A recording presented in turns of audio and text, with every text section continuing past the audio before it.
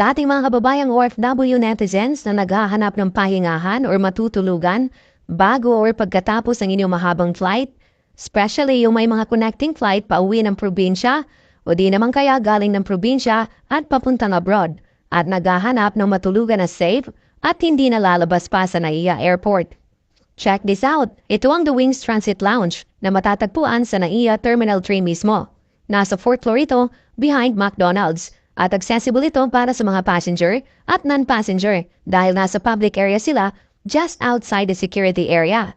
O diba? Hindi mo na kailangan lumabas pa ng paliparan at mamasahe para maghanap ng motel. And another good thing, kapag nag-book ka ng alinman sa kanilang rooms, ay may kasama na itong libreng one-time meal pass na pwede mong i-upgrade. Unlihatan cold drinks, Wi-Fi access, luggage storage, at shower facilities. At ang lahat ng mga ito ay mai-enjoy mo sa loob ng 7.5 hours.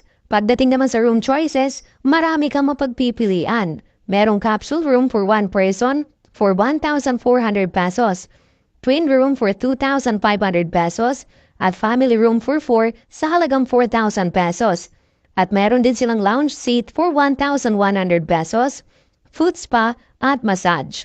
O diba ang galing? Sa mga biyaherong gusto mag-inquire at mag-book, bisitahin nyo lamang po ang The Wings Transit Lounge FB page.